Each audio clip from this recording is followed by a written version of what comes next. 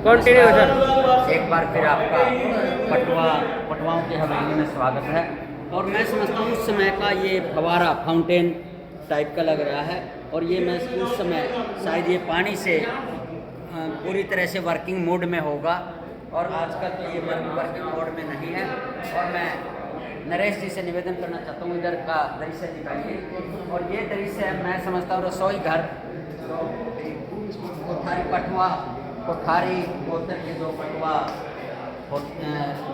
थे उनकी ये रसोई है।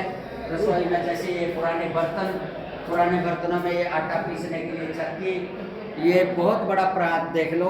और ये उधर छोटे टाइप में प्रांत, और ये जो हम टोकनी बोलते हैं, मटका बोलते हैं, उधर देखना जैसे वो होती है ना, हमारे पास टंकियाँ वगैरह होती है आजकल फ्रिज में, और जैसे सुराही होती थी, मिट्टी की भी सुराहियाँ वगैरह बनती है आजकल, जिसके ऊपर नल लगा हुआ है।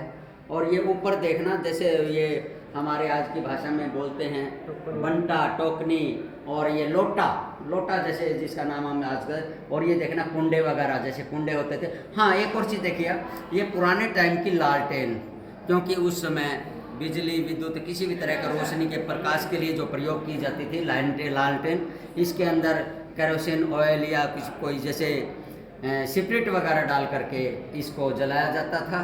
और ये इधर भी मैं बहुत सारी बर्तन जो उस समय के जो शाही परिवार प्रयोग किया करते थे। और ये देखिए इधर, हाँ ये देखो चूल्हा उस समय का, उस जमाने का सिंगड़ी, इसको हम बोलते थे सिगड़ी। और ये सिगड़ी के ऊपर ये कढ़ाई लोहे की होती थी। और ये देखो उसी समय के बर्तन, मिट्टी के बहुत बड़े बड़े, हम अपनी भाषा में इनको माट का नाम देते हैं। और ये उधर भी दिखाना चाहूँगा मैं एक और, ये किसी और चीज़ से बना हुआ ये बर्तन है पानी के लिए। मैं समझता हूँ ये रेगिस्तान के क्षेत्र में इसमें जो पानी डालते थे वो फ्रिज की तरह ठंडा रखने का, उसका जो शीतलक है वो बनाए रखने का काम करता था। और ये इधर जैसे बहुत आटा रखने के लिए जैसे यहाँ हम बर्तनों का प्रयोग करते हैं, वो इस तरह का यंत्र है।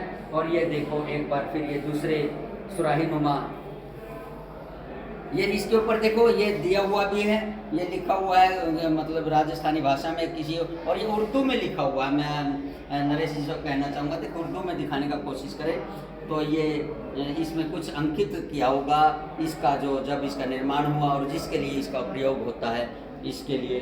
और ये रसोई घर पटवा परिवार का, शाही परिवार का। इधर एक और चीज़ मैं दिखाना चाहूँगा, बेलन और ये कुंडी जिसके अंदर मसाले वगैरह कूटे जाते थे। और ये जो बड़े चम्मच सभी के सभी कांसे और पीतल से निर्मित हैं कोई भी। और ये देखना जस्ता वगैरह से का भी मैं समझता हूँ उन दिनों में प्रयोग होता था, ऊपर गिलास के रूप में और केतली के रूप में।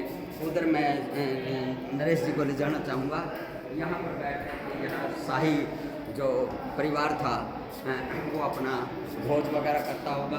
और इधर ये देखिए, ये उस टाइम का ये डायनासोर का जो चित्र दिया है, शायद ये तो आज के इस दौर में दिया गया। और